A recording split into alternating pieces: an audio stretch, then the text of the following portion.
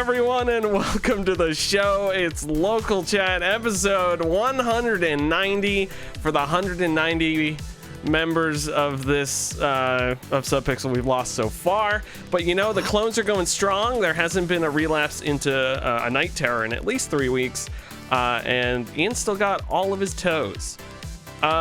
Speaking of Ian, he's here this week. Yeah, I'm excited for episode 200, but not as excited as I am for episode 911. That's gonna be a while. That's gonna be like never forget, you know. Wake me up when September ends. Chris from Save Data is also here in stunning Please stop HD. asking what happened to Kyle clone number 41. We don't want to talk about it. He just inverted, okay, and exploded. Sometimes people go inside out, and you got to just live with it, okay? He inverted. Just spontaneous inversion. Speaking of spontaneous inversion, I did a horrible thing. It's actually not that horrible, but I ordered something from Japan. It was arson. Oh, sorry. And it has arrived. And Ian, that face you made, I'm pretty sure Is it something that I literally looked at this morning and thought about buying? Are there 6 of them? Is it a human skull? No, Will. There are 12 of them. I mean, I don't want those other 6. Those other 6 are lame. Folks, I bought the Japanese gotcha Nintendo controllers off eBay. You fucker. They're little fidget boys. I got them for an amount of money. No, I got them for 50. Which That's not bad. Ain't too bad. I was seeing 50 to 60 for the pack of 6. But to be clear, there's 2 volumes. So the first volume is like 8 and 16-bit. This is the second volume. So there's technically 12 total if you wanted to get all of them. This is the N64. The stick, I mean, the main draw about this is it's Nintendo parts. Like I don't know what they did. They resurrected the molds, whatever. Brought buttons back. Those are sitting somewhere because you can't get rid of them because of the patent or whatever. So they just had those somewhere. And these are cool too. I like them. Awesome. They're really neat. They're just fun to play with. They're fun to click. I want to figure out something to do with them other than have them as fidget toys, but they're pretty great so far. And they come with all the little instruction booklets. I really wanted the man to ship the balls, which would have been cool, but I understand. Don't we all? Yeah. Yeah. Sometimes they don't come with the balls. You're talking about doing something cool with them. I just realized there's 6 of them. You could just make a fidget cube out of them, and each side is one of the controllers. Weld them together. I just massive hot glue and just squish them into it. The other thing I have, which I'm working on getting working, is this Densha to Go train PS1 controller. I love Is that a cup holder in the middle? That's what I was trying to figure out. I need to translate it. It came with the box and the game and everything. I swear this is leading somewhere. So the game is Japanese. So on my PS1, my weekend project is I have to install this tiny little, you can't even see it, thing onto the motherboard. I can't even think of what it's called. Why can't chip? Thank you. I said clip. Okay. No, you said something else. Did I say something else? Yeah, a nice little clit. Sure sounded like it. Oh, I gotta install the clit on my Speaking of can't find on my PS1. Make sure to stimulate your PlayStation 1. Do you need help, Ian? It's the PS. It's nothing that can't be found. It says it's not real. No, it's just 3 men staring at it going, I can't see it. Where is it? I can't see it. I don't believe it really exists. I think it might be a myth. So I bought some wire and I bought some solder flux, and I have some. So I watched a couple videos on it. It's basically setting this in, and all the solder points are like far away from other things, so I'm like not worried about kind of messing it up. So yeah, it's a couple wires from that, and then. Yeah, hopefully it's not too bad, because I just soldered my Dreamcast last night because it has a CMOS battery for the BIOS, and it goes bad after about 25 years. And the problem with that is then every time you turn the console on before it does anything, it's like, would you like to set the date and time? So while I was in there, I spent like $13 on a new battery holder and a battery. so that you can actually replace the battery and it's not just like spot welded into the holder. So I had to solder there. But the reason why I bring it up is I was surprised. I hope it's the same for your PS1. That fucking circuit board in the Dreamcast looks like it's from like 1979 because it's brown.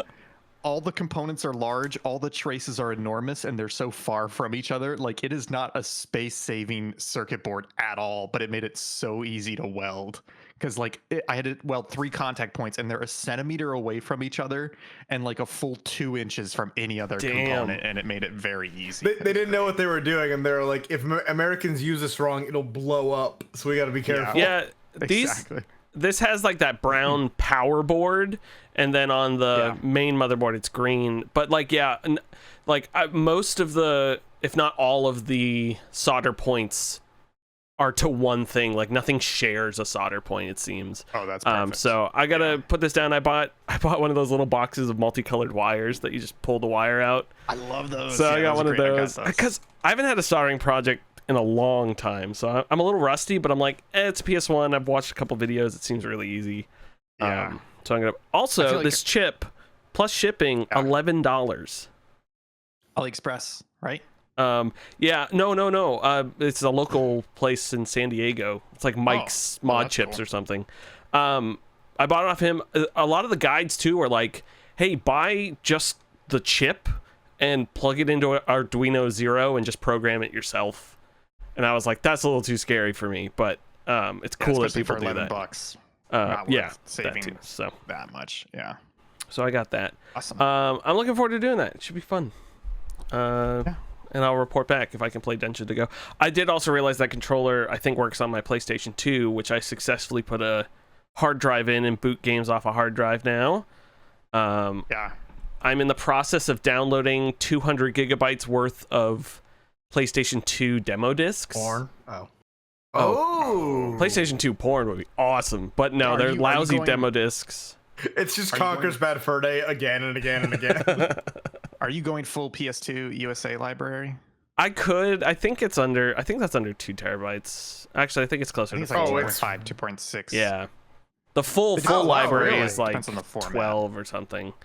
I figured just US would be way underneath that. That's crazy. It's no, I'm not doing that. I just downloaded stuff I wanted, and then I'll slowly accumulate it. It's pretty easy. Like, that hard drive pulls out, I plug it into my PC, and then there's someone wrote like a GUI for just dumping stuff into that and reading it and everything. But the demo discs, it's like kiosk demo discs. It's like Toys R Us kiosk demo discs and like stuff like that. So I'm really looking forward to checking some of that stuff out. I'm forward to the new Subject series where Will does fentanyl and plays PS2 demo discs. Yeah, I just have to play the discs that as well, because I'm working on my PS2 and I'm Slim in the middle Boy, of, right? Actually, I think it took me about a week and a half, but I think I'm finally done with downloading the entire PS2 USA library. Hell yeah! Part of it, honestly, the size is only part of it. The bigger problem is finding like That's what they always tell me. It's finding a reliable repo, and then a repo that actually has decent download speed, because that's the problem. Yeah. And so it took me like literally a week and a half of finding it and slowly going through it and then transferring it from my seed box to my local. But hopefully I'll have it set up within a week. I am planning on at some point in the next couple weeks, we're gonna try and do PS2 and Dreamcast stuff for Extra Life, but I'm gonna have a practice stream where I'm gonna try and do the full end to end with the Elgato capture card and both consoles running and the OSSC in between that. And it's a complication, so we got to do a practice stream, but be on the lookout. We'll have a nice PS2 Dreamcast practice stream at some point. Hell yeah, I'm excited for that. I want to do that. You did the Dreamcast SD card mod, right? Or you haven't done that yet? Yeah, GDEMU. Yeah, I got that off AliExpress as well, and that was like $50 total. I'm gonna have you should send that to me so I can buy it, because I would like to do that. Yeah. Well, we're talking about tech. You got to do it at the same time though, because I did the GDEMU, did the coin, I went ahead and replaced the fan as well because because the fan's loud as shit, but you can replace it with a knock to a fan for like $15. And then you have to put resistors in to prevent it from overheating without the GDMU. So it was actually a nice little project where you're like, I'm doing one thing, but while I got it open, let me go ahead and do 4 things. And I think the total cost, including the 256 SD card full of the entire Dreamcast USA library, is like 140 total, maybe? I think it's actually less than that. I think it's probably around like 100, 120. So it's a fun project to do all that together and end up with a Dreamcast that's kick ass, basically. Sorry, Chris, you're gonna. Well, it's a Dreamcast, so I can't be that kick ass. Wow, it's a cool console. Just kind of thought you guys might be interested in it. Out of anyone I know, I bought the Nothing smartwatch. If you know the Nothing phone company. So this is the Nothing Watch 2. The first one was square, like an Apple Watch. I mean, I've only had it for like 4 or 5 days now, but honestly, it's fucking great. I don't like smartwatches because it's got too much shit on it. But this has the correct amount of things on it where I really only care about mainly the time, but then like the ability to respond to a text message or start and stop music, weather, and then all my like blood pressure and shit. Yeah. In case you're gonna explode. How is it? Good. I mean, battery life is insane. I've been wearing it all week, and it's lost 6% of its battery. Damn. Good. Yeah. It's fucking insane. And the bezel does this. You just take it on and off. Oh, it's removable. Well, there's a bunch of ones that come with it. What's the price tag on that? Because I feel like $70. Yeah, that's great. Man, because that company was founded by the guy who founded OnePlus. If you remember, OnePlus is still around, but when they were doing like the OnePlus 2, OnePlus disagreements. 3, yeah, but when he was there, they had like the OnePlus 1, the OnePlus 3, and I had 2 of those phones, and they were fucking incredible at like $400. Like it was like $800 worth of phone at like $400. And the second guy in Nothing is the guy who made the iPod. I forget his name, but the guy who invented the hardware that became the iPod, who got screwed over by Apple and left. Steve Jobs. Yeah, Steve Jobs' corpse is the other investor. But yeah, I mean, like, you know, I the idea of unobtrusive tech I do like, because like I like the idea of a smartwatch, but it's got too much shit in it. And unlike an Apple Watch, this actually has an O2 monitor because they didn't steal theirs. Yeah. Have you seen the Nothing phone, which has the transparent back case? Yeah. I kind of wish this had like a transparent side. That'd be cool, but like, also, how interesting would that be? It's a watch. Yeah. It'd be like a cool Nintendo controller from the 90s, though. I mean, that's what their phones look like, yeah. Damn. Chris, you want to do your bullshit? Did you write that? I did. Wait, hold on. Oh, fuck, of course you did. Well, I could see Ian writing that. No. Because you just assumed. I would have put would you rather. So I have one that you'll like if that's the case. First one, I might have asked to you before, Will, in person, but I definitely have asked to Ian. This one's called Video Game Violence. If you could make, in the snap of a finger, one video game suddenly be shut down, there's no warning ahead of time, money spent on the game and cosmetics is not returned, and the game will never come back, and it can't come back under the same thing under a different name, what game do you think you could if you shut down just like that, would cause the most murders immediately following? You know, this was the answer that was in my head before you got to the most murders part, and the answer is League of Legends, because they don't go outside. It's not a good game. It's shitty. It's a lot of bad gamers with a coping mechanism, and all of a sudden you take away their fucking addiction, they're gonna start having some problems. They'll go play Dota or Deadlock. No, they're gonna buy a gun and shoot up a local grocery store. These like I play League of Legends. These people do not leave their fucking homes. I think they will without LOL. I think the answer is either COD or Tarkov. I think Tarkov has the highest percentage of people that will immediately go and shoot someone. However, the whole population of the game is so much smaller, whereas COD is massive, and for a lot of people, it's the only game they play.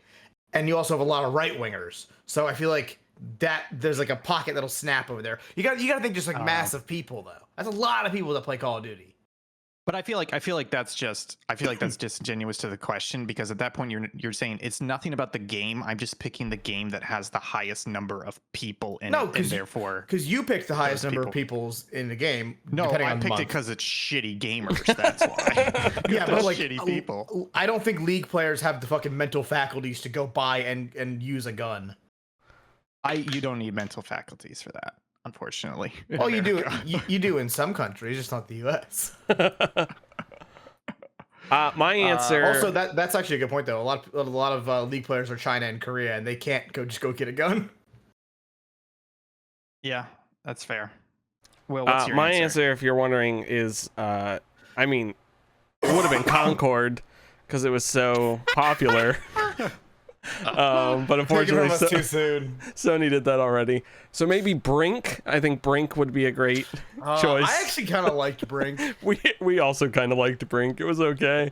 No, real answer. I was thinking maybe like Fortnite. If like all of Fortnite shut down. No, but not the players. I think the people at Epic would start murdering because they're not getting their money anymore. I think there'd be like a bloodbath. Well, they can't buy guns if they're all laid off. Oh, they can steal guns. They can get guns from their coked up neighbors who played Fortnite. And now there is no Fortnite. In Springfield, Ohio. In Springfield, Ohio. I'm trying to think, like what are the leading causes of like violence in America? Or you said violent murders, right? Yeah. This is like this person snaps and goes and shoots up a fucking Applebee's. Yeah. Well, so I'm thinking probably near the top of the list of cause of violent murder is probably like domestic, right? And so I'm trying to think for the people who are doing domestic abuse, what is their coping mechanism? And I'm thinking like Madden, and that's where I could almost go back to Call of Duty. Like how many husbands are coping with Call of Duty and you take that away? So that's the thing where it's like, this joke's awful. You got to figure out is what game do the most cops play in their free time? It's probably COD or either Madden or FIFA. Yeah. Or NBA 2K. Connect 4. Yeah. See, that's why I was going League of Legends, because that's where those little freaks are, where you take away their game and they're gonna like shoot up their parents that they still live with. They'll just go masturbate. Their workplace. I should go masturbate. Oh, Honkai Star Rail. That's my answer. Ooh, that's a good, because you gotta think that's a good thing too. You gotta think about money lost, because League is a huge money sink, so that's gonna snap a lot of people. Yeah, that's the other thing. All the whales. Yeah. Damn. And then I have another very short one. This is a conceptual one, and it's actually a would you rather for Ian. I can explain it more, but I'm just gonna ask it straight up. Would you rather go up or down? This is dumb. Can you explain it now? I believe that everyone at a base human instinct level either aspires to go high up or very low down. This is mankind's desire to dig a big hole or go to space. Ian, I think we're done with this segment. It's not even a question. It's just, what if this is like a bad fucking TEDx talk is what this is. Do you not have an answer? I hate how right you are, Chris. There's no question here. That's great. There's no question here. Would you rather go up or down? I'd rather go up. It's a rhetorical question. I'd rather go down. It's not rhetorical. Answer it out loud. There's not enough context for me to answer. You don't want to. Do you want to dig to the center of the Earth, or do you want to go to Mars? Which one? Is that the real question? Would I rather go to space or dig to the center of the Earth? Do you want to go up, or do you crave depth or height? Thank you. It's not that fucking hard. But yes, at a base level. See, but that's a question. Okay, that's different from up and down. I'll give it to you in a fucking Ian Gibson way, because you're the guy that has to beat a hypothetical. Would you either dig the deepest hole that's ever been dug or go the furthest in space that's ever been gone? I mean, I'm assuming in both cases you would be dead. Honestly, I would go whole, and here's why. Because that's the concept of the gravity train. So if you dig a hole straight through the Earth and go to the other side and you jump in it, you will eventually go through the Earth and pop out the other side. Yeah, because momentum. I've seen that. Imagining friction doesn't happen. You know how long it takes you to do that trip? 42 minutes and 12 seconds. That's awesome. It's the same duration no matter if you dig through the center of the Earth or you dig at like a 10-degree incline, because of the way because of gravity. You'll just go slower. It is. You go slower, but the total time. You go slower, you travel less, but it's the same amount of time. So I'd rather do that. That's a gravity well around a planet. Is what they call that? Yeah, gravity kind of. Tunnel. Yeah. So slingshot. So I would rather do that and die in the process and have that cool free fall sensation than go the farthest in space and die in space that way. I think it's more fun to fall down and do that. Also, you got to think that like we've dug so very little into the Earth's core, because that big Russian hole is like 0.1% through the crust or some shit like that. Yeah. I'm going to the place where blind men see. Take me higher. Can you take me? Who put KOF on Chit-Chat? Is it King of Fighters? No, I put KOF on Chit-Chat to remind me that I have been watching not King of Fighters, but King of the Hill. I was at a friend's house in Vegas, and King of the Hill was on, and I watched it, and I think for the longest time, I thought King of the Hill was just like a jokey show, like Family Guy, where it's just like no real plot really, but it's just like jokes. I didn't realize it was more of like a sitcom, like actual plot points happening. Yeah, there's sort of things. Structure to every structure episode. to it. So I've been watching. I'm on season 2. I've been watching it. It is a show that I have found myself paying attention to, and not being on my phone or doing something else while watching it. You know, like I feel like there's a lot of shows. I mean, there's a lot of stuff I put on that I want background noise for, and like that would happen occasionally to a boring episode of TNG, or I'm watching the X-Files, which hasn't happened with X-Files yet, but. Yeah, King of the Hill, like every single time I'm like, I don't want to miss a joke. Like I don't want to miss like a funny little like nod a character does. So clever like Dale political reference. Yeah. I mean I voted for Bob Dole, and so did Mr. Dribble. Yeah. And Boomhauer is really funny. Cause it's also a show you never seen the ending, I'm assuming? I've never seen the ending. I actually think it's a very top of the hill. I think it's a very See, he wants height. He craves it. He craves it. What do you crave? Anyways, I've been watching that, and it's good. I just want to shout out a show you all should go check out, Hot Off the Press. Go check it It's coming back, actually. That you're somewhat topical. I think there was a new season already, because I was like scrolling down, and it looked way better than whatever is on Disney Plus. I'm watching it on. Anyways, that is the chit chat section, folks. Now it is time for the game section. 2 of you are playing Astrobot. I would like to know about it. Tell me about it, please. Thank you. Ian, take us away. It's very, very good. It's very, very good. It's one of the best 3D platformers I've ever played. I was terrified you were going to be like, it's shit. Well, so I do have a lot of problems with it. Sure. No, I'm just kidding. Actually, I don't think I have. Fuck, I don't know that I have any problems with it so far. It feels like perfectly balanced where it looks and feels and plays like a kid's game. Like I can see people saying that, but then you're like, wait a minute. You can play this to any difficulty level you want to, right? Because you can play it like a kid and you can just go straight through. It's not that hard. But then I'm actually playing it kind of slow, where every time I get to a new platform or a new little like mini area in a level, I like pause and I move the camera around, 360. I'm like, there's hidden stuff, all of it optional. There's difficulty levels optional. You don't have to complete all the objectives in a level to move on. You don't have to complete all the levels to get to the boss fight to complete that section of the galaxy. So it's you can make the game as challenging or as easy as you want. And it is just an endless amount of joy and discovery playing that game. Chris, it sounds like you feel the same way. The game is incredibly good. I think that I pray this becomes a trend, but like I think with Astrobot we finally hit that fucking well again of that era of kids game, basically Mario 64, where it's like, this is a game where when you're a child and you play through it, and like they have stats that actually back this up. Kids just play through the game and then go back later and get the rest of stuff they want to, but they're just playing through the game. Whereas people like, I think Ian and myself are older and probably more completionist mindset, are like going through and getting every bot. And then moving on when we either get bored of it or not. But I think it's just a fun action platformer where you collect things and an incremental number goes up.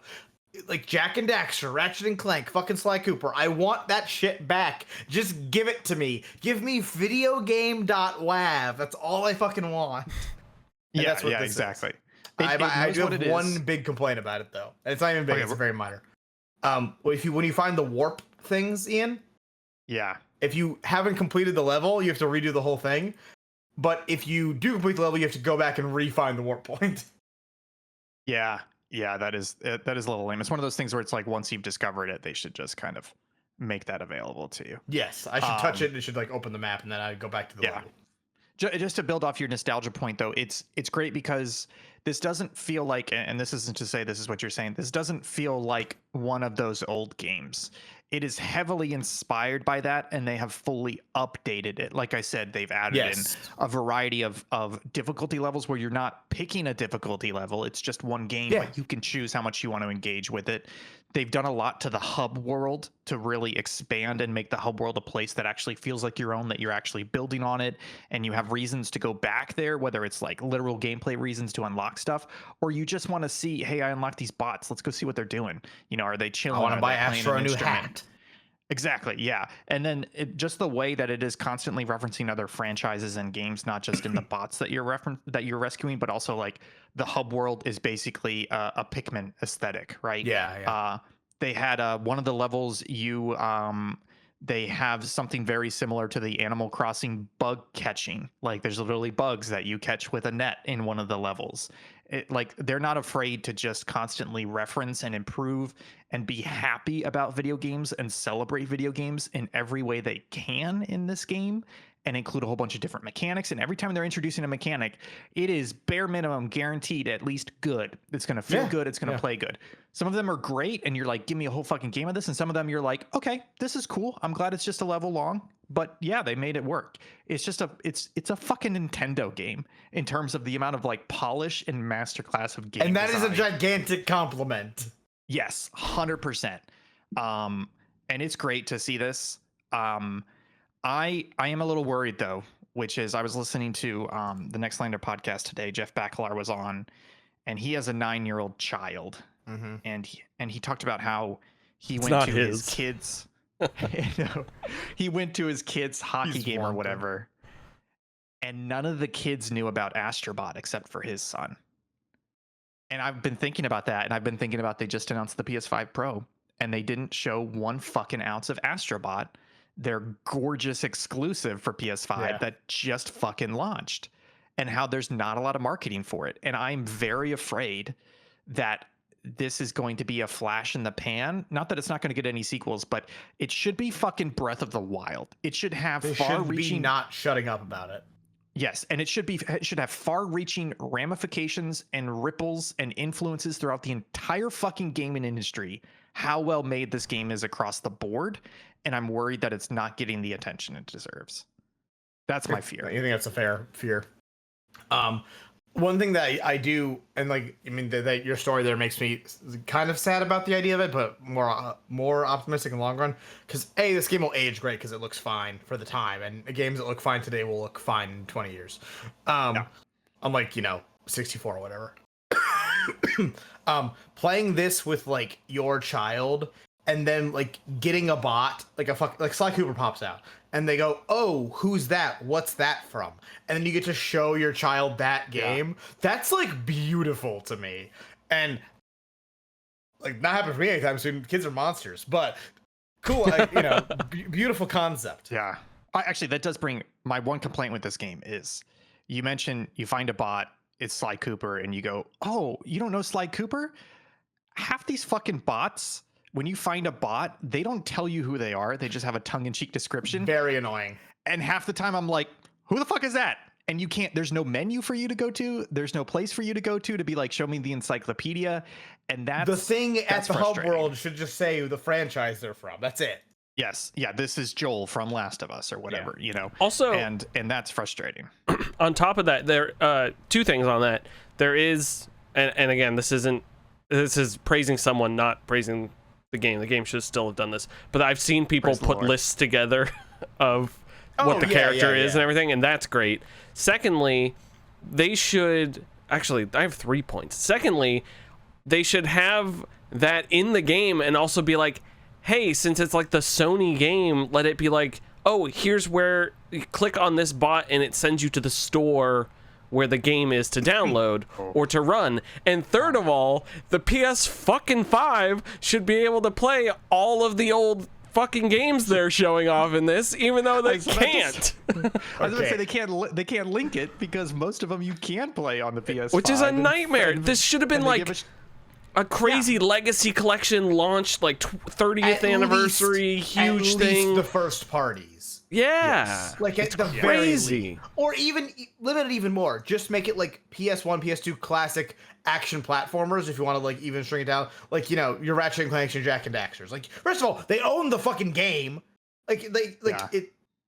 If they do it. If they married Astrobot with Rare Replay, I think you would have the perfect video game to show off a collection from a company. Like you'd have all the historical stuff and a fun campaign. Yeah. But, or Atari 50, embrace the legacy side of it. Yeah. It's just, I don't mean to reiterate my point, but it just feels like exactly like what you're talking about. Sony's marketing and celebration of their platform and the games that are coming out on it is just been very off key this last year, right? Like Helldivers 2, incredible fucking game, barely got any marketing when it launched. Like that was a success despite PlayStation's bad marketing of it. Concord, they marketed it a little bit, but they did a terrible job at it, so it didn't sell for shit. And it feels like Astrobot's they're not screaming about Astrobot enough, and instead focusing on, hey, what if we do a PS5 Pro showcase that is not well worded at a bad price point, and all we're going to show off are ports of PS4 games. It's like they have the goods. They have the fucking goods. They can't advertise it. Whereas you've got Xbox, which is doing a pretty good job advertising considering they don't have the goods. All they have is a great subscription service of other people's games. It's wild. Yeah. Xbox, who's also charging too much for their console. Yeah. I will say, the DualSense controller, I barely use my PS5. It's great to play a game like Astrobot that is taking full advantage of that controller. That controller is fucking incredible, and it's sad to see Sony just let it die. Did you also notice the PS5 guide feature where you could pause a game and get curated guides for where you are? It only works on gone as well. First party games and only certain games, but it does work on Astrobot, so it's not entirely gone. It does, because I tried to find it, and I don't know if they just moved it from where it usually is. Like I couldn't find it in the pause menu. I feel like usually when I hit the home button, if I'm in Astrobot, it pops up in the bottom. Okay, I've definitely seen it though. Okay, yeah, because it's one of those things where I don't mean to go too far back in time. I was not that excited about the PS5. And it felt like they were kind of lackluster. It was just like, yeah, we got a bunch of tech, but we don't really have games for it, And then when the previews started hitting a couple of weeks before the console came out, and people were like, yo, this fucking controller is incredible. Why the fuck haven't they been talking about this more? Like that was the PS5's killer feature. And in a big way, it still kind of is the killer feature, is that controller. You're not going to get that any fucking where else. No. And especially not as good as that. And they're just letting it die on the vine instead of mandating that every fucking game that goes through certification uses those controller features. They can easily do that with their platform certification requirements. If you want another game that takes good advantage of the DualSense, Kena Bridge of Spirits, which is that first party that came out like a couple months after launch, very, very good use of the controller. A really cool thing where like the haptic feedback thing in the trigger has like different like lock points for how pulled your bow is. Oh, that's cool. Ooh. Yeah, I'll have to try that out. Yeah. It's wild. I bought Call of Duty Cold War, not because I'm a Call of Duty fan, not because I gave a shit, but because that game came out shortly after the PS5 launch and used the DualSense controller. And I was like, I love this controller and how it feels with the adaptive haptic triggers and all that so much that I'm going to pay $70 for a Call of Duty game just so I can see how it feels like with a shooter. Like that's a big fucking deal. That's a banger for your fucking console, and they never talk about it, and they barely put it in their games. It sucks. Yeah. Nightmare. That's the Nintendo guarantee, baby. Hell yeah. Anyways, Astrobot, incredible game. It's on the GOTY nominee list. A very strong contender. It's fantastic. It's high up there for me currently. The game's very, very good. Yeah. Damn. Ian, you want to hit Arma Reforger, and then I'll deflect to Chris? Yeah. I'll just hit it quick. We're still streaming Armor Reforger at least every Tuesday night. We're gonna try and do some more streams throughout the week as well because we can't stop playing this game. Just two things. Number one is that this is my Barbie game. I played this game a couple hours this weekend, and by played, what I do is I go into sandbox mode with mods on, and I spend about 45 minutes dressing up my army guy in like different backpacks and different gear, and then I'm like, I want my gun to look like this. Oh, let me try a laser on the right side and a rangefinder on the left side and this type of scope, and then I spawn an AI and I just fight them for 50 minutes even though they're dumb. And it's my fucking Barbie game. Like, it's my action figure game where I just kind of play with it. The second thing I'll say is we've really been diving into multiplayer, and we had such an incredible time the other night with the multiplayer community, didn't we, Will?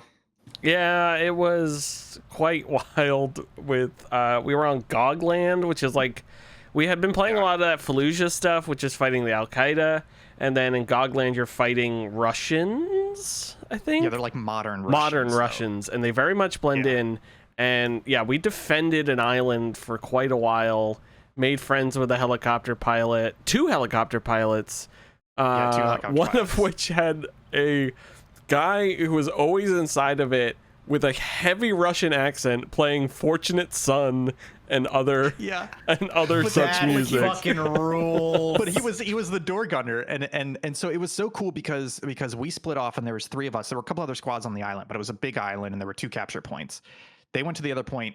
Will, Zach, and I, and a guy that Will saved his life, so he stuck with us for a while. I saved this guy's life, and you have to wait before you can give him the wake-up juice, epinephrine, if they're too injured. So I literally was like, he was like, you can carry me with you. So I was like carrying him on my back. We'd get to cover. I would throw him down, check if I could help him. 5 minutes. Like 5 minutes, and then finally, I like turn and I see he's up, and I go, he's awake. Yeah, it was great. So like the 4 of us, we did some really fucking cool tactics where we were like taking an objective from a distance, firing at them from like 150, 200 meters away, and then leapfrogging cover, and we take to the point. And the whole time there's a friendly helicopter that starts hovering over us, and there's a door gunner. So the door gunner's occasionally taking out targets. We capture the point, we wipe it up, we meet up with another squad, and I get on the platoon net and I'm like, yo, helicopter, you want to come pick us up? And he's like, yeah, sure, I'm right here. And he comes and picks us up. We're making friends with him. We get in, and his door gunner is the Russian guy Will's talking about. And the Russian guy, he said something where he's like, hey, you got the request? You want the song me to play? And we're like, okay. And he like just picked a song and started playing it. Like, we're just having so much fun. Just like, it's a milsim game. It's a serious game, quote unquote. Like, if you don't take it seriously, you're going to die immediately to somebody you don't see and have a 10-minute respawn to get back to the front lines. But the community is so chill. They're so friendly, and they're so eager to just like it's not structured with squads, but if you present any sort of structure, like we got pinned down at one point in the middle of the map, getting swarmed from all sides, and I literally got on platoon net and I was like, yo, we're at Point, Massachusetts, we need reinforcements. And they're like, okay. And like a couple minutes goes by and I'm like, we're still here, we need reinforcements. They're like, yeah, we got you, we got a Blackhawk full of people. And like 3 minutes later, a whole fucking Blackhawk full of randoms shows up on the point and caps it, and now there's like 15 of us instead of us just 4. And it's like, it's great. It's like the perfect mix of, there's not some asshole forcing you to milsim roleplay the whole time, but if you push it a little, but it's just a bunch of randos. But if you show that you're willing to do that, people will kind of fall in line and be like, yeah, I'll join your squad. Oh yeah, I'll take the right flank. You know, it's fucking amazing. Game's great, especially multiplayer. In conclusion, video games are back. How is this different from regular Arma? What is the reforged aspect of this? Yeah, so basically Arma 3 is more than fuck, is Arma 3 like 15 years old now or something? Oh yeah, Arma buddy. 3's old. 2013. But Arma 3's huge. Arma 3's huge, right? It's actually more popular now than it ever has been. It has a huge mod community, huge community support. Basically what Bohemia Interactive did about a year and a half ago was they said, hey, we are working on Arma 4. It's a long time away, but we also know we don't want to put out Arma 4 and just drop it. Like, we need the community to build mods. We need the community to tell us what works and what doesn't work. Like, we really need an early access phase. So Arma Reforger is basically them releasing the engine for Arma 4 with kind of a bare bones 80s kit, and there's 2 maps, and then saying, hey, community, come on in, we're going to make it easy for you to have mods and add all this stuff, and we're going to slowly add in the features through this early access period. So Arma Reforger is not technically Arma 4, but it's their way of basically slow baking the Arma 4 engine, gameplay, and everything like that with the community. And as a player, it looks a lot better than Arma 4. And it feels a lot better. Like they fixed a lot of the fucking wonky ass controls and UI UX stuff, and it just plays a lot better. So that's why there's a lot of people playing it.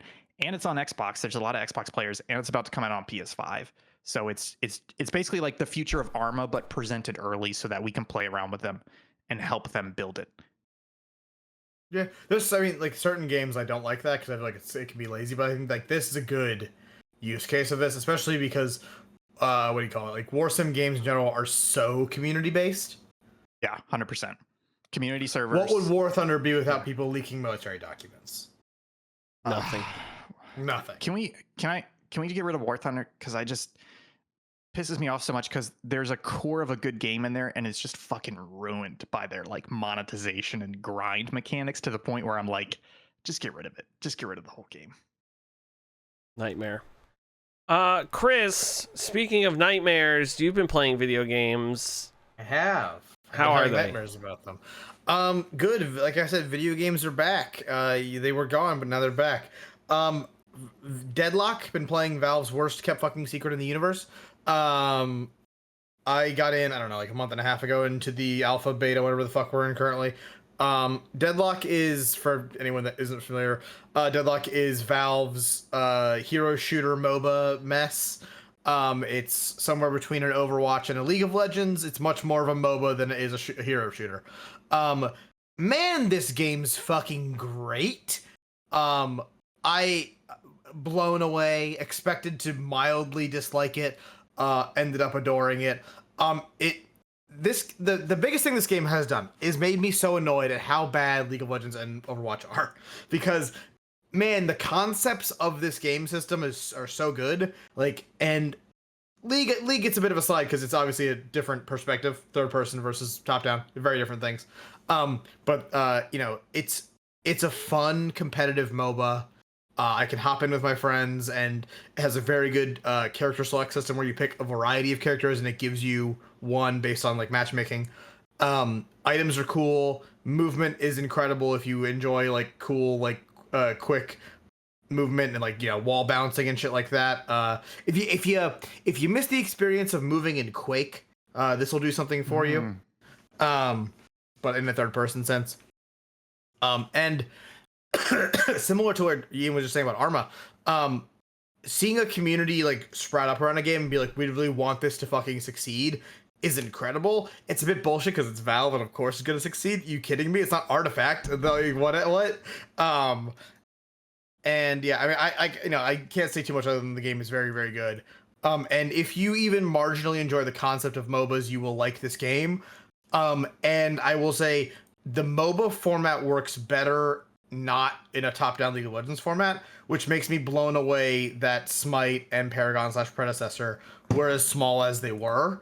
And it just goes to show that when you have a company that, when they want to make games, makes very good games, hi Valve, they can actually take a concept that has been done to death otherwise and run it well. It makes me wish we got like the Battle Royale explosion with more genres, because MOBAs at the max there was like 5 real contenders. And really there was 2, like the fucking Dota and League. And like, I wish we had 40 and like 7 of them actually turned out to be good games. Like how there's, you know, Apex and PUBG and Arma and Fortnite and fucking, what was the stupid, Cliff Blazinski one? Oh. Radical Heights. Radical Heights. Not Lawbreakers. Whatever. You go. I have several t-shirts of Lawbreakers. Very, very good. Also, if you wanted to get into it now, getting into the alpha is as easy as piss because 8 billion people have codes, so you can just give codes to people. So, hell yeah. Either y'all checked out the Deadlock at all? We're in it. I have not even launched it though. I've installed it. Yeah. Also, same. Minor thing, really cool aesthetic. Fantasy punk 1920s New York is a very interesting It's like City thing. 17 vibes, but instead of Eastern Yeah, European, it's yeah. more like American City 17. Yeah, like Yeah. one of the like the steampunk robots it, like talks about baseball and he's got like a Brooklyn accent. That's great. Yeah, it looks Other than cool. that, also in the realm of Astrobot and like old school jumping platformer cool motion games, The Big Catch. This comes out next year, but the demo for it called the Tackle Box, which is a fucking huge demo, is on Steam for free. The Big Catch is a PS1, PS2 retro throwback action or like motion platformer. It's all about collecting your fucking precursor orbs or your what do they call them in Crash Bandicoot? Boxes. Or the jiggly fruit? pieces from Mango. Banjo-Kazooie. It's all about getting those, but they're fish. And you're in this cool like desert world, and it's all about just motion, jumping, platforming, swinging around with your fishing rod, and getting the collectibles, baby. And that's all I need. Great Nice. soundtrack too. Oh, this looks dope.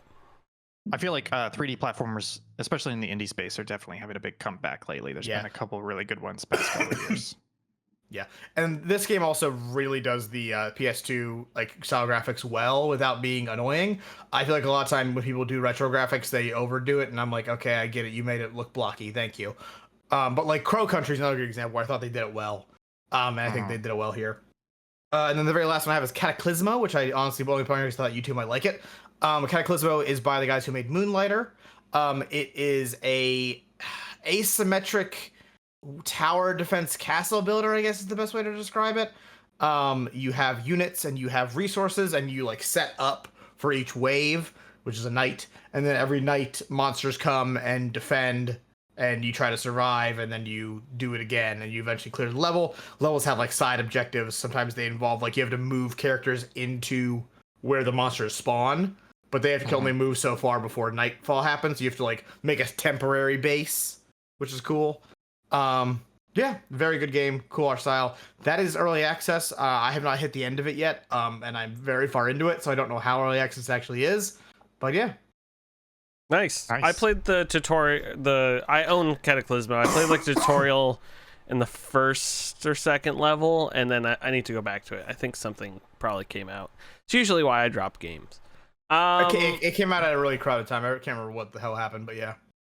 Yeah, I've been playing RimWorld still because I'm a monster.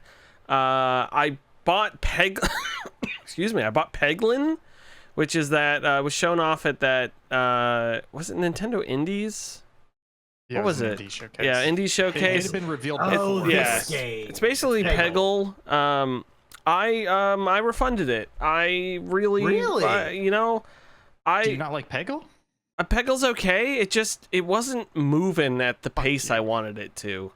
I just wanted it to feel better, and maybe I don't like Peggle. This should be on phone. It just like every time you shot the ball, it felt like most of the shots it was like bouncing off one or two things and then falling through. And I really wanted that like escalation moment where it's like pew, pew, pew, pew, pew, pew. Yeah, And it wasn't quite happening Yeah. fast enough for me. And I was like, and it wasn't quite as fun. It was.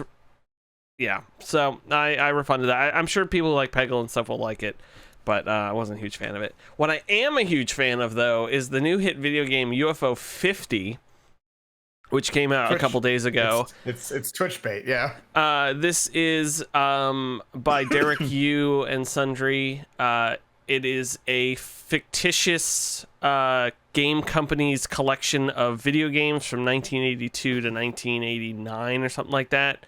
And it's on this as if it's like a pirated cart that you got, and it has all the games on there. I have not played all 50 games yet, surprisingly. Wow. I what have a fucking slacker. I've played a lot of them, but a lot of them are also so a lot of them are like you start the game up, you're like, okay, on the main menu it starts with them in order, and I saw people complaining about the very first game is Barbuda. Which is like this weird like maze puzzle game. Just real quick, what order are they in? So they're initially, when you boot it up, they're in release order. Fictional release order. Oh, so I heard people say that's the way that you should play them, is fictional release order. Yeah, So of course it is. I've been just bouncing around Most well, there. Well, let me just explain real quick, because again, I don't know if they're right or not, but the way they explained it was really good. Was they said there's also a bit of lore in playing them in release order, because you will see early games that have a mechanic that is not well implemented but is somewhat novel, and then as you go through the titles in release order, you'll come across other games that reuse that mechanic but have improved on it, and then later games that have perfected that mechanic. So you see like an actual progression in game design mechanics from introduction to re-implementation to perfection by playing it in release order. Yeah, I have noticed that. I mean, there's sequels inside of it as well. I played the whole first row in order, and then I was just bouncing around because I wanted to like look at, because you can change the sorting to like puzzle games, co-op games, multiplayer games, all that sort of stuff.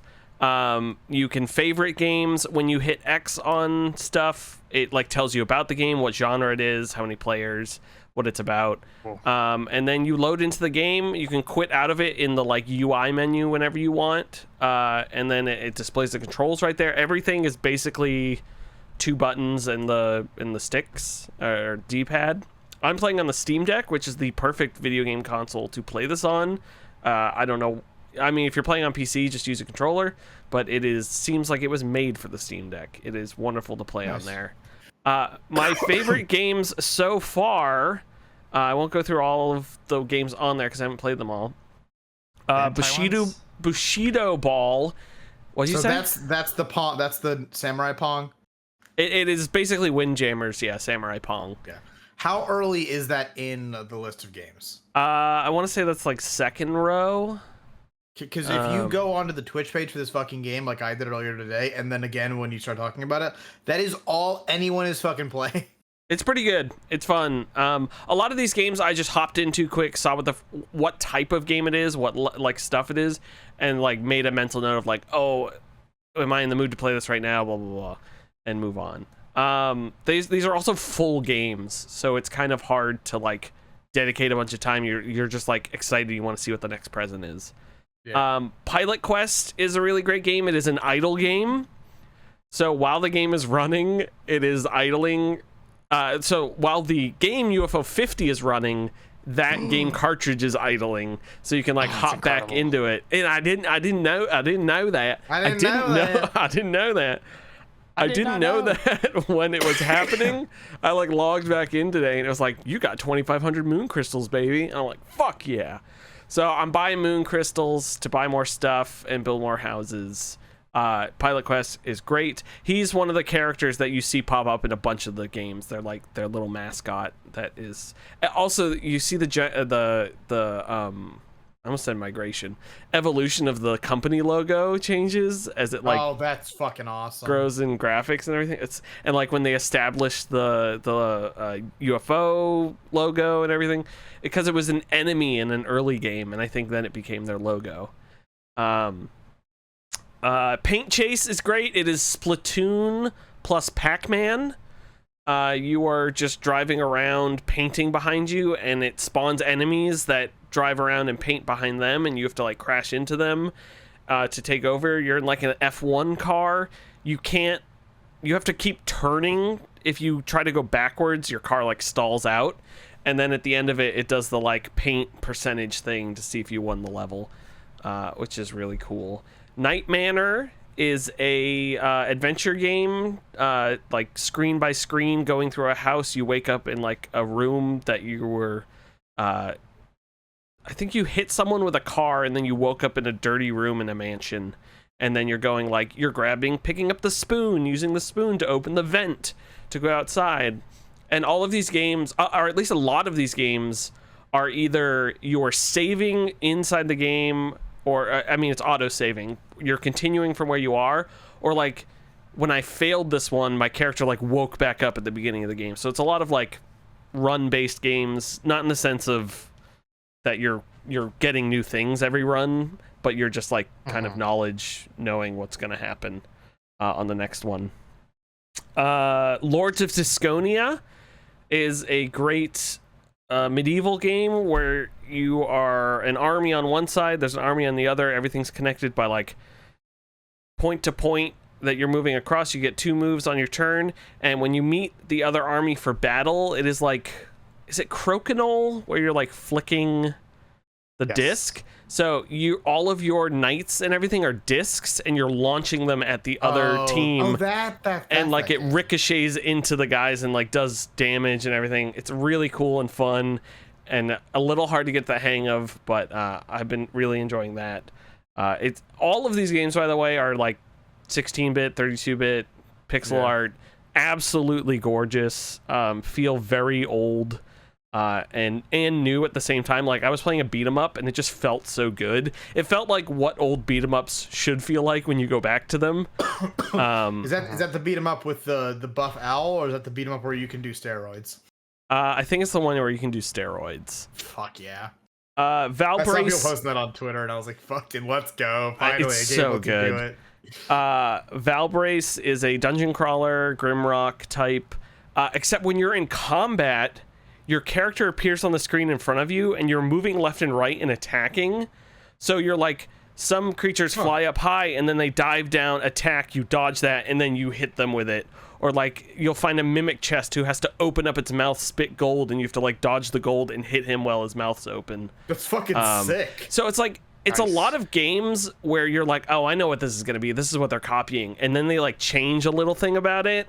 And you're like, oh, I see. Like they've modernized it in our sense, and made it a lot more fun. And then the final one I was playing a lot of today is called Camouflage, where you are, I want to say you're a gecko because you don't look like the camouflage lizard. Chameleon, thank you. But there are these frogs or whatever, and you can hit a button to see their line of sight, and you are blending in with the ground to properly go into their line of sight and like see where the different lines are. So like, oh, I have to go all the way over here to get green so I can walk into his line of sight across and then turn red, grab this thing with a red color, and then you get to the hole at the end. So that is UFO 50. I haven't played any of the RPGs yet. I started briefly. There's like a Western RPGs. Some of these games say they run up to 60 hours to like do everything. So Jesus, that's like That's a lot of bang for 25 bucks. That's 3,000 hours of games. I mean, not every game. Every game. Every game. I did start there's like a math works, Western one. You like wake up in a burning saloon and your character select is who you wake up to like take out of the burning building, which was really neat. That's fun. So yeah, it's fun. I've been playing it. I'm gonna play more of the games, and I actually want to. I've been playing it on the Steam Deck, but I want to hook it up to my TV and grab controllers because there's a lot of games that are 2-player. There's a couple 3-player like pass the controller games. Oh, there was one quick. I haven't played a lot of it. A lot of these games do not explain how they work. Like you've got to like intuit a little bit. Also, if you sit on their main menus, all the game's main menus go to like a preview screen of the game in action, and on the main menu, that it shows a bunch of random preview screens for a bunch of games, so you can kind of get a feel for it. But I forget what the fuck I was saying, but that's okay. There's a betting game when you're betting on aliens to race, and you're like putting things on the racetrack to like trip up the other aliens, so your little alien can make it across the finish line first, and you can be a degenerate space gambler. It's pretty great. Fuck. Cool. That's UFO 50, and finally, I started playing the Dead Rising remaster today. It came out today. It is relatively cheap for $50, thankfully, and it is fantastic and wonderful. It is a modernized Dead Rising. It's still got the 72-hour system, but there's like there's a compass at the top that points you to the next thing. There's like guiding stuff. There's a whole map that you can mark out. It just feels like what a movement of a game from previous generations to today. Just feels great, works well, and it's so fun to kill zombies again. They're just so fun to kill. The game's fantastic. So that is Dead Rising Deluxe Remaster for $50, or you can pay $60 and get a bunch of costumes. But I didn't do that. I saved the $10 like a good boy. Good unemployed boy. You don't want to put a Frank in a bikini? I don't want to put Frank in his bikini. I do want to get the Mega Buster though, which means I have to get 53,000 zombie kills. I'm at like 300. I'll get there. Go to the car. There's a car in one, right? Yeah. Well, yeah, the method for it, which I did with my friend on his account when we were growing up, is a car in the underground parking area. Yeah. Just drive around for a while.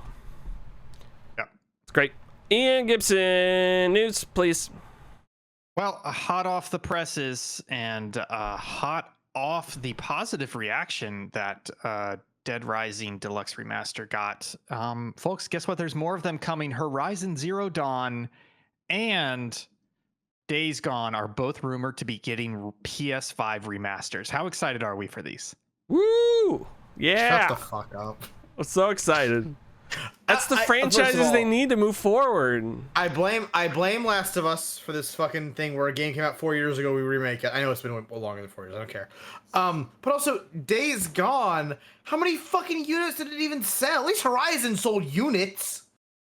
You know, Days Gone makes more sense than Zero Dawn, though, because I'm not saying the game's good, but there is an argument to be said where it's like, maybe there weren't enough players the first time. That's a lot of potential players. Whereas Horizon Zero Dawn is like, they already fucking played it. They've already played the sequel. Why would they want to go back to the game they've already played so soon? The game, it looks great. It's what? Yeah, and I believe that, sorry, I'm trying to look it up. I believe there was a PS5 patch for the game already. There was, For yeah, Horizon. 100%. Yeah, that and Ghost of Tsushima both got one. This is just like... Games that already look good. I don't get it. Yeah, like there's a lot of problems with Xbox right now, but one of the many things they do well is that this would not happen at Xbox because one of their big selling points is you can play the game on either console. And if you play it on the new console, you will automatically get an improved version of it if it's available. So this would not be a new title remaster. They would just say, oh, by the way, we're releasing a patch today that makes this Xbox One game looks so much better when you play it on the Series XS machines. Whereas Sony's like, nah, we're just going to keep fucking rehashing these IPs over and over again every 2-3 years. How cheap is it to make these fucking remasters? Probably cheap as shit, honestly. It must be, otherwise they wouldn't fucking do it, right? But the engines are good nowadays. Like, as long as you don't pick a bad fucking engine, it's okay. Look, I've got a little bit of software development experience. I'm not in the games industry. This is an exaggeration.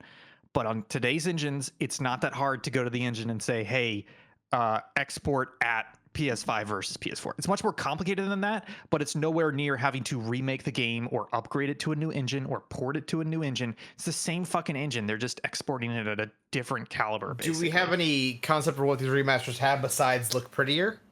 No.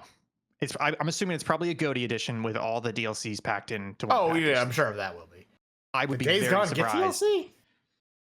I don't think so. But I would be surprised if it actually has any substantial gameplay improvements to it. Just go play Horizon. You can play it on your PS5, and it's definitely cheaper than this. Yeah, this is just... It's in the... I mean, I was gonna say it's in the Death Stranding engine. It's in the Horizon engine. It's great. It's the Death Stranding engine.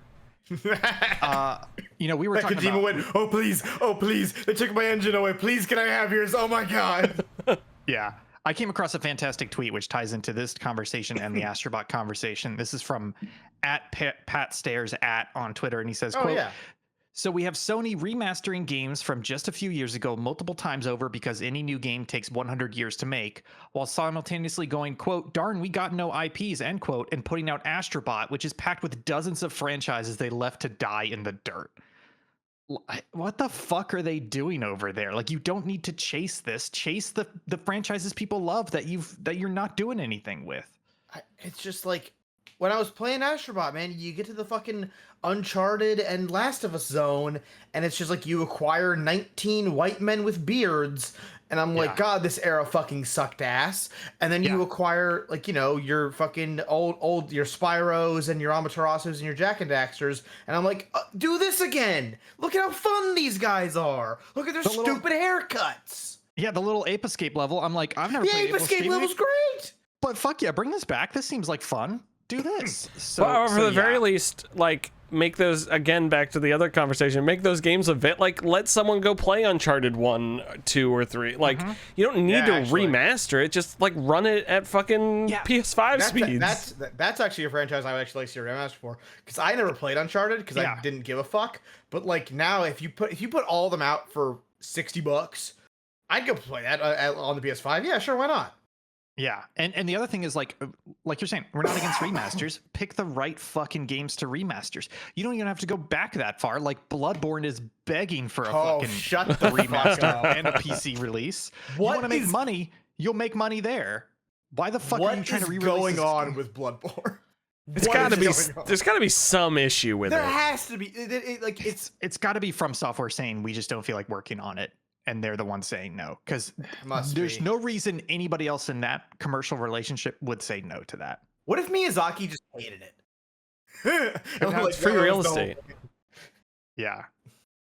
So yeah, like there's a way to do remasters that make sense and are reviving dead IPs so you can turn them into new franchises and make more money off of them, as opposed to just rehashing the same shit over and over again. When quite frankly, Horizon Zero Dawn, Days Gone, Last of Us, God of War, Uncharted, all those games blur together in a way, right? Like you're starting to release games that are very similar to each other over and over again. And that's one of the things that makes Astrobot so unique, is that it's such a breath of fresh air, not just in the PlayStation catalog. Well, actually, mostly in the PlayStation catalog. Like if that came on a Nintendo, we would be like, oh, yeah, cool. It's another Nintendo game. Cool.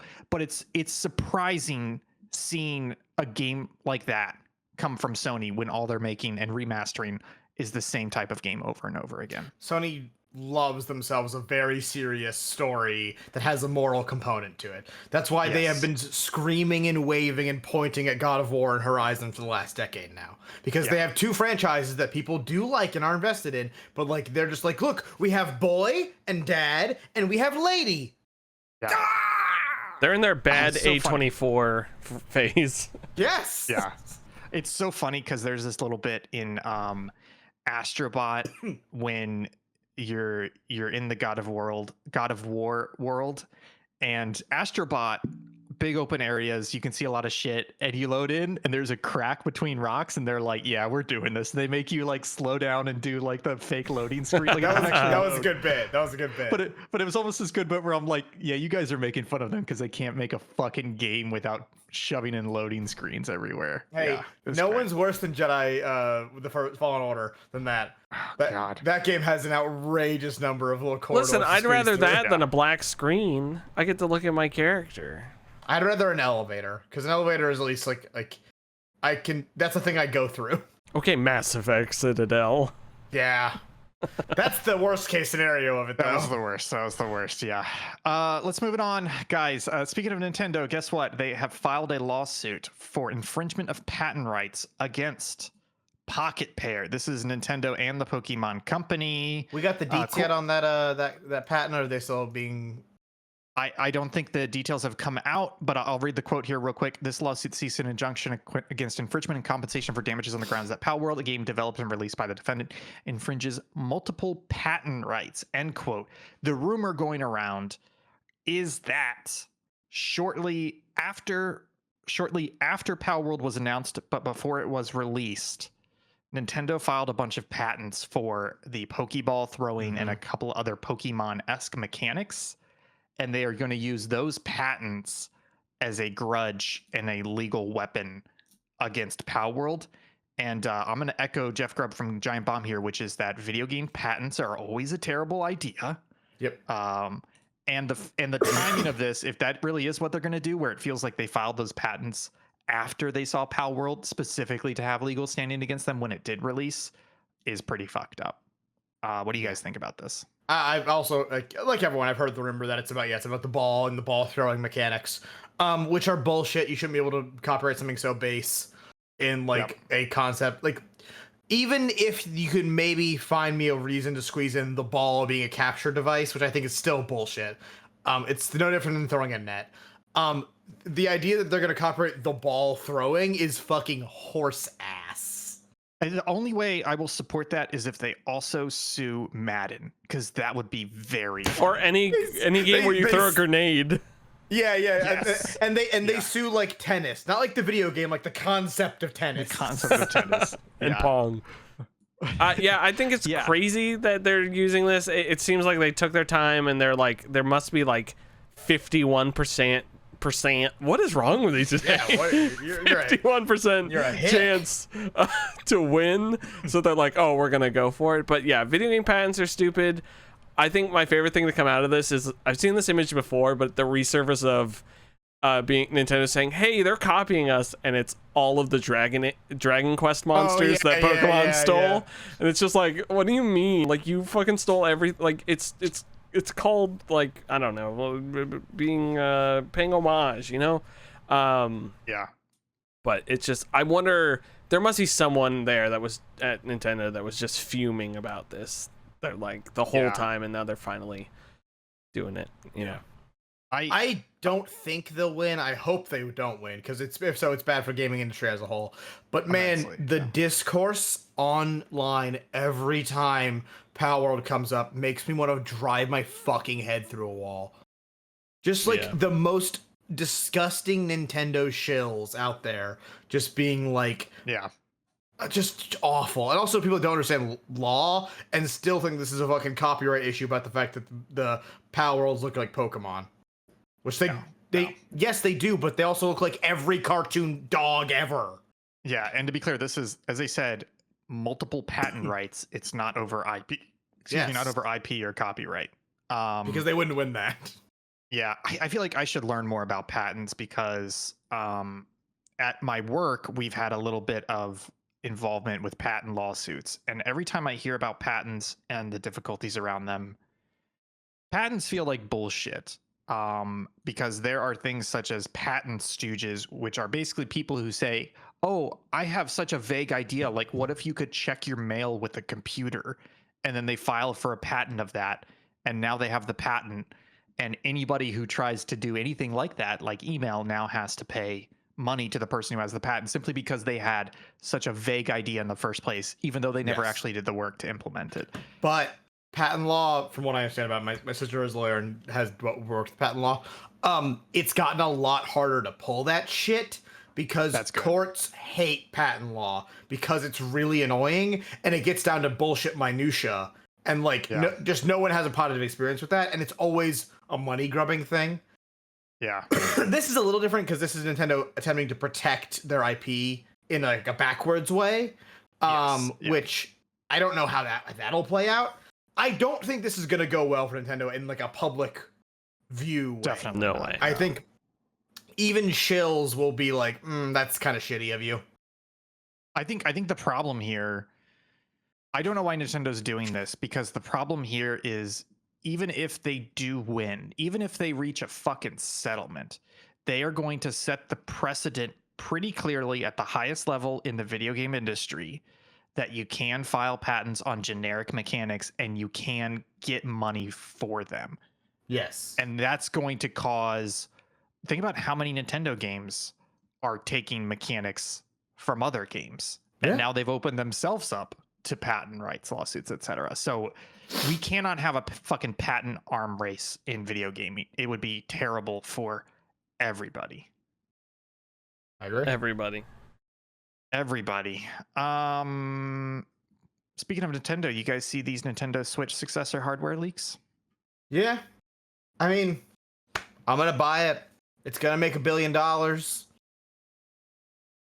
don't really know what to tell you. It's just like, it's Nintendo. It's the next evolution. Is their tech still going to be behind everyone else? Yes. Does it matter? Not even a little bit. Yeah. Looks pretty cool. Shit. Sorry. I linked to a Reddit thread, and the comments have moved. So I don't have the good comments anymore, but basically 8-inch screen, 1080p. It's got dual cooling fans instead of the single cooling fan. The kickstand is now the full width instead of the tiny little fingernail portion that it had previously. If you got any Switch after the first model of OLEDs, they all have that. Yeah. Oh, they all go full width? Yeah. Oh, I didn't realize that. The basic I'm not going to go through the full hardware specs, but the basic consensus is that it lands somewhere between a PS4 Pro and an Xbox Series S in handheld mode. And when it's docked, it should run closer to an Xbox Series S. So a big improvement in capabilities. And when docked, potentially hitting, what is a current gen console with the Xbox Series S. This is a day one buy, right? Like that. Oh, They've yeah. proven themselves. Yeah, day one, they've proven themselves that they can deliver the games in the ecosystem and the hardware, and that Switch one is just too long in the tooth now. So day one. I don't know who put it in the chit chat section, but I do like the idea of trying to guess the name of the Switch successor. That was me, because I was having the conversation with Junior, Mr. Awesome at SIP, and I was saying they desperately want to avoid a Wii U situation, where it sounds anything sort of like an upgrade or a pro version. Okay, wait a minute. You are making sense, but I don't agree with the statement that they desperately want to avoid, because they didn't learn their lesson there, hence the new Nintendo 3DS XL. Like, I don't think they learned their lesson. You can't make that assumption. That was pre Wii U. The new 3DS XL? I think so. I don't think so. No, I think it was shortly But that after also Wii feels U. like something they were tied into anyways with their dumb naming schemes. That also doesn't matter, because the 3DS made more money than Jesus Christ. Yeah, but remember they have the Nintendo 2DS XL. Like, but they don't make right, 3DSs or names. 2DSs anymore. They're dumb names, but they have not. I don't buy that they've learned from their mistake. That's just my point there. Okay. Oh, I'm theoretically thinking to myself, they're not going to name it something. They're not going to call it the Switch U. They're not going to call it They're not going to call it something close to the Switch 1 title enough for people to think it's a Switch Pro or it's a Switch like upgrade. You know what I mean? Like the people are always spouting like Super Nintendo Switch or like Super Switch or Switch whatever. Super Switch. Super Nintendo Switch is the best name, because that pays homage to the SNES. And it's good, it's clever. However, it's too close to SNES because it's SNS. And also, it's confusing for the same reason. People will think it's just a stronger version of the Switch. If they call it Switch 2, I'm going to lose my fucking mind. Because it'll be the first time Nintendo ever just does console number 2. Well, 3DS doesn't count because it's 3D is a concept, not a number. If they call it the Switch 2, I will genuinely be sad, because like, where has the whimsy gone in the world? So call it the Nintendo Shigeru. That's the crux of this is they need a differentiating title big enough that isn't, and I don't think Switch 2 is what they're gonna go with. So what are they gonna go with? What if they call it the Nintendo Dom? I think because it's so similar to the Switch and how they think, it's going to have Switch in the title. I think so too. I think it's going to have Switch in the title. But I'm trying to think as a marketing executive, I want people to buy the new Switch, and I don't want people to buy the old Switch. I don't want mom and dad to say, oh, let's just get them the regular Switch this holiday. You know? Okay. Hear me out. The new Nintendo Switch. I hate you because that's totally believable. That's totally believable. Because when mom goes to Target and tells the person, "Oh, I want the new Nintendo," they're like, "We got you." Bop. So I'm trying to think of like Japanese marketing, right? What do they like to do? They like to say XL on it. They say light. When they come up with car names, they'll slap some numbers on the end of it in a way. So I'm trying to think of how that would carry into the Switch successor naming. What if it's Switcheroo? Switch Ultimate. Ooh, that still sounds like an upgrade. It just sounds like the most. That's like PS5 Pro. Yeah. No, but I'm not disagreeing with that argument. I fully believe Nintendo is going to make that mistake, or they don't care enough. The 1, 2, 3 Switch. Nintendo Switch 2, but it's TOO. I'm trying to think of like re-Switch. I actually don't hate that, weirdly enough. Switch TOO. What if they call it the Famicom Entertainment System? Oh my god. Oh, wait, are we up to... Can it be like the Nintendo 128? Are we at, how many vertices are we at? How many bits are we at? Are you I fucking think we're still stupid? at 64. I think we're still at 64. Oh, aren't we? damn, we're still at 64. Depending on what you're considering a bit, we're either at 64 still, or we're at hundreds and tens of thousands. Yes. Yeah, Nintendo 64 I think too. I do really like. I do really like 642. Nintendo Super Switch. In my mind, is the best option. I think Super Nintendo Switch is better, like sounding, but I think Nintendo Super Switch is going to be a easier name. SS. Perfect. Oh no! Oh no! I can't wait. Okay, well, I wanted that lively discussion. Yeah, because I could see it being any of the things we've said today, or I could see it being something at a left field, like the Switch was to us. But they're also, this is why I really. But they believe won't it's gonna have Switch in abandon name. the Switch name, because the Switch name is the fact that it's a handheld or a dock. That's what I was about to say. Is their naming conventions are not crazy, right? I guess Wii is probably the craziest one, but There's a crazy justification for that, though. It's like because of the motion of holding it. They explained it at some point. Yeah, like the GameCube, because it's a cube, Nintendo 64 because it's got 64 bits, etc. So that's why, like, it's a Switch. This looks like a lot like the Switch. They're gonna have Switch in the name somewhere. I would be very surprised if they move away from that. Yeah, because like DS is dual screen. And then 3DS. Game Boy and its kin are the same. Yeah. So that's why I'm like, it's gonna have Switch in it. It's You gonna know, have Switch Switch heavy. It's gonna be confusing. I actually don't think they'll be afraid of calling it like the Super Switch or the Switch Ultimate or whatever, because Game Boy Advanced sounds the same way. Yeah. But it's one of the highest selling consoles of all time, and like it wasn't a problem.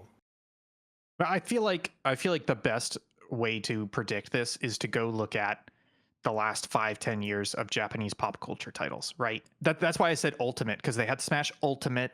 Ultimate is a very popular title word in Japan the last 5-10 years. So that's why I'm like, okay, what are the other words that have Deluxe, been popular recently? Yeah, Deluxe. HD 2D. Yeah, so it could be Switch. I don't think they would say 4K, but they could. Deluxe is interesting because that's the kind of word I could see Nintendo using. Yeah, that's a good point. They have a Deluxe. very particular verbiage.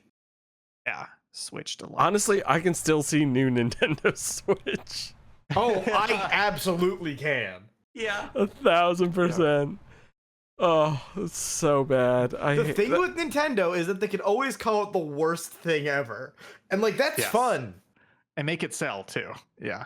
This is the new Nintendo Jeff. I want them to call a console the Nintendo Shigeru. I want it so badly. Oh, that'd be good. He'd have to die though. Well, they didn't do it for a while. They're not gonna do it for fucking Shiggy.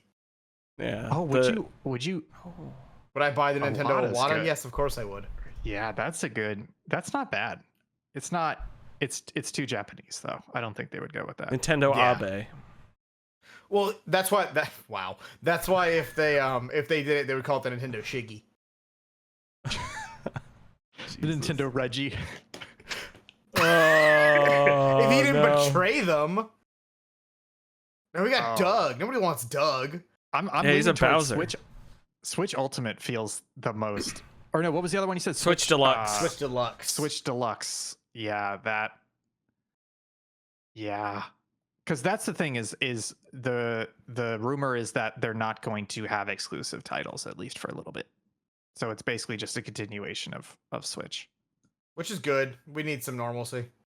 Yeah, and I'm Not fine that- playing the same games, just 60 FPS, 1440 or higher. You know, even I 60, also, 60 like- FPS, 1080. You know.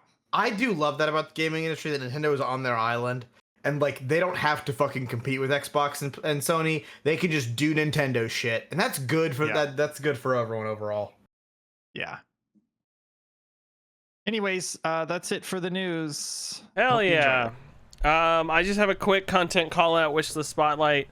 It is Tiny Kingdom. I saw this from a tweet from itch.io, just tweeting it out.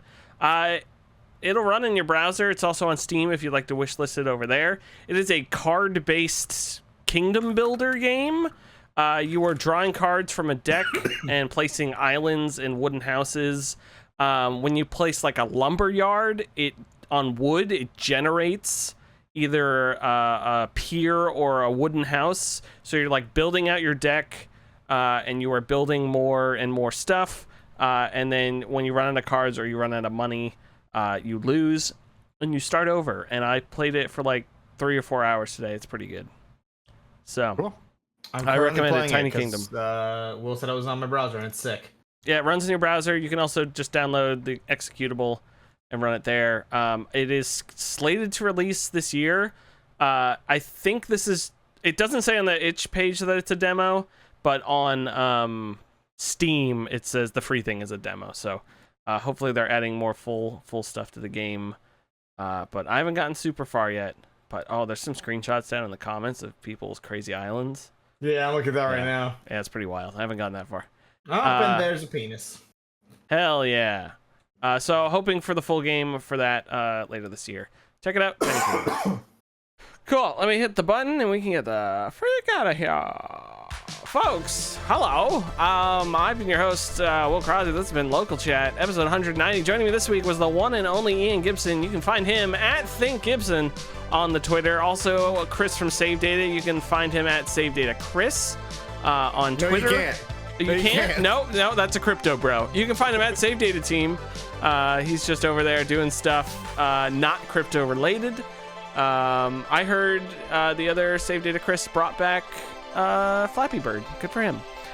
Folks, you can find all of our content at subpixelfilms.com, and that's where you can find our cool stuff. There's a Redbubble store. There's our OnlyFans. There's our Beam. There's our Kick, and there's all of our stuff, political agendas there as well. My manifesto. So go check that out. It'll be really fun. Ian will be back with Fallout tomorrow. We'll see you next week. Bye.